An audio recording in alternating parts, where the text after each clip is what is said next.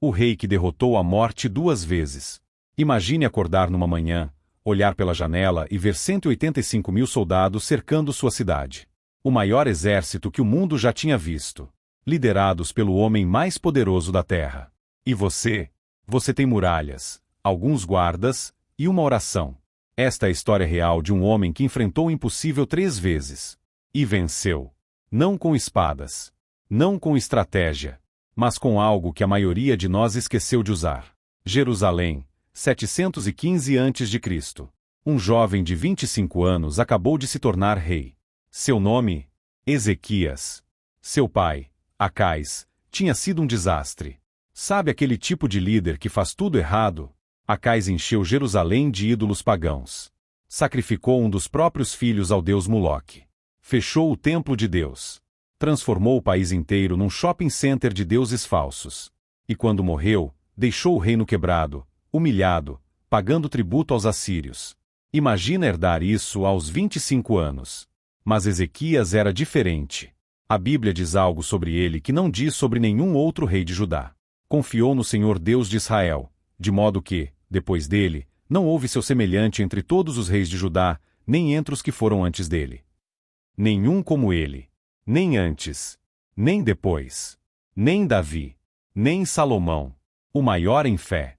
E ele ia precisar de cada grama dessa fé. A primeira coisa que Ezequias fez foi chocante. No primeiro mês do seu reinado, ele abriu as portas do templo que estavam fechadas há anos. Chamou os sacerdotes e disse: limpem este lugar. Tirem tudo que é imundo. Vamos voltar a adorar o Deus verdadeiro. Mas ele não parou aí. Ezequias pegou uma picareta e pessoalmente destruiu os ídolos. Todos eles. Altares pagãos, demolidos. Lugares altos onde faziam sacrifícios, arrasados. E aí vem a parte que me arrepia. Havia uma serpente de bronze. Não era um ídolo qualquer. Era a serpente que Moisés tinha feito no deserto. Aquela que salvou o povo de Israel das serpentes venenosas. Uma relíquia sagrada de 700 anos. Mas o povo começou a adorá-la em vez de Deus.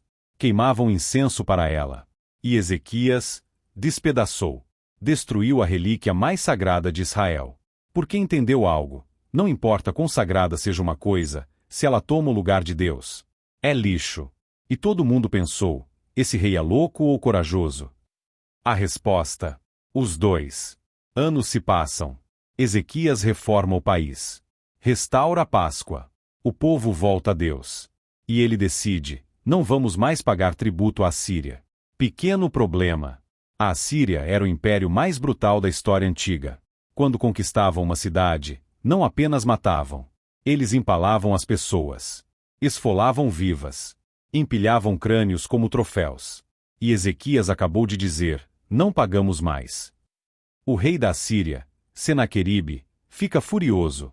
Ele já tinha destruído 46 cidades de Judá. 46, uma a uma. Como derrubar dominós. E agora marcha para Jerusalém. 185.000 soldados. O maior exército já reunido. Os mensageiros de Senaqueribe chegam aos muros de Jerusalém e gritam em hebraico, para que todo mundo ouça: não deixem Ezequias enganar vocês. Ele diz que Deus vai salvar? Mentira! Que Deus de qualquer nação conseguiu escapar das minhas mãos? Onde estão os deuses de Amate? De Arpade? De Samaria? Todos caíram. Rendam-se.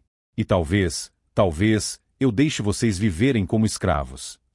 O povo fica paralisado. Porque ele tinha razão.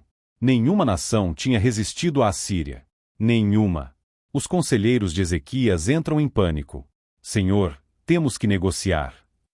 Podemos oferecer mais ouro. Vamos nos render antes que seja tarde. E Ezequias rasga suas roupas em angústia, mas não em desespero, em determinação. E faz algo que mudaria a história para sempre. Ezequias pega a carta de ameaça de Senaqueribe, entra no templo, sozinho, e estende a carta no chão, diante do altar. E ora. Mas não é uma oração educada.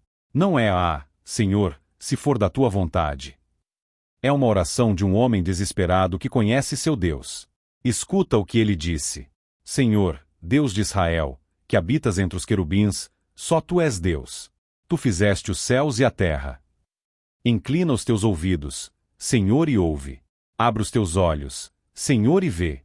Ouve as palavras que Senaqueribe mandou para insultar o Deus vivo. É verdade, Senhor, os assírios destruíram as nações e seus deuses. Mas aqueles deuses eram madeira e pedra, obra de mãos humanas. Mas agora, Senhor, nosso Deus, livra-nos das mãos dele, para que todos os reinos da terra saibam que só tu és Deus. Ele não pediu para ser salvo para viver mais um dia.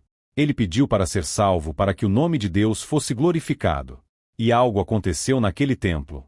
O profeta Isaías recebe uma mensagem e manda dizer a Ezequias: assim diz o Senhor sobre o rei da Síria: ele não entrará nesta cidade.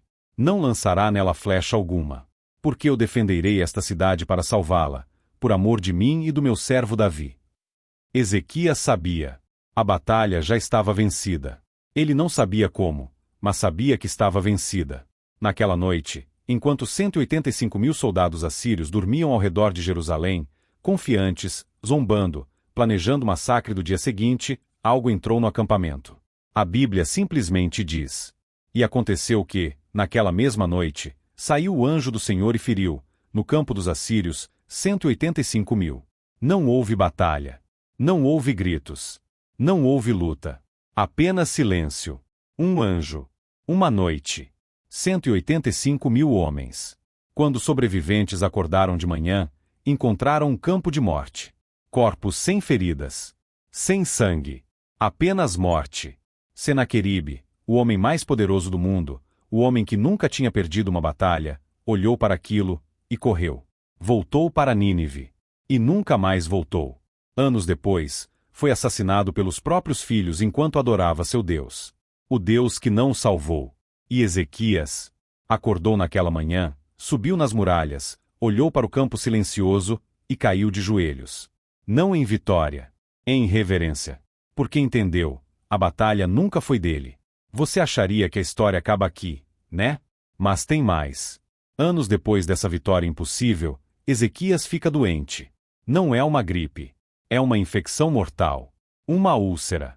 E o profeta Isaías entra no quarto dele e diz a pior frase que alguém pode ouvir: põe em ordem a tua casa, porque morrerás e não viverás. Fim da história. Ezequias, o homem que viu Deus matar 185.000 inimigos, vai morrer de uma infecção. Aos 39 anos. Sem ter um herdeiro. E sabe o que Ezequias fez? Virou o rosto para a parede e chorou. Não chorou de medo. Chorou porque toda a reforma que ele fez, tudo que ele construiu, iria morrer com ele. E orou: Senhor, lembra-te de que andei diante de ti em verdade, com coração íntegro, e fiz o que era reto aos teus olhos. E chorou muito. Muito mesmo. Isaías nem tinha saído do palácio ainda e Deus fala com ele de novo. Volta. Diz a Ezequias: ouvi a tua oração. Vi as tuas lágrimas. Acrescentarei aos teus dias 15 anos. 15 anos. Deus deu 15 anos a mais de vida. Ezequias pediu um sinal. E Deus fez o sol voltar 10 graus no relógio de sol. O tempo andou para trás. Astrônomos até hoje discutem o que aconteceu naquele dia. Mas Ezequias sabia. Deus não está limitado pelas leis que ele mesmo criou. Ezequias viveu até os 54 anos. Teve um filho, Manassés, que infelizmente foi um rei péssimo. Mas isso é outra história. O ponto é: por que essa história importa hoje? Em 2026?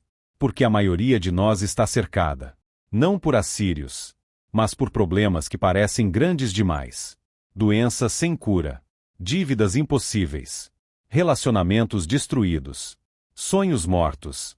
E a gente olha para isso e pensa: não tem solução. Mas Ezequias nos ensinou algo. Quando você está cercado pelo impossível, não negocie com ele. Não faça acordo com ele. Leve ele para Deus. Ezequias não tinha exército. Não tinha estratégia. Não tinha plano B. Ele tinha uma coisa: fé de que Deus é maior que o impossível. E essa fé fez o maior exército do mundo virar pó. Fez uma doença mortal recuar. Fez o próprio tempo voltar atrás. Então deixa eu te perguntar: o que está cercando você hoje? O que parece impossível demais? Talvez, só talvez, você precise fazer o que Ezequias fez: parar de tentar resolver sozinho e estender o problema diante de Deus. Porque o mesmo Deus que ouviu a oração de um rei em 700 a.C. ainda está ouvindo. Ainda está agindo. Ainda está fazendo o impossível. A pergunta não é se ele pode. A pergunta é: você vai confiar? Se essa história tocou você, comenta aqui embaixo. Eu confio. Compartilha com alguém que precisa ouvir isso hoje. E se inscreve no canal para mais histórias que vão fortalecer sua fé.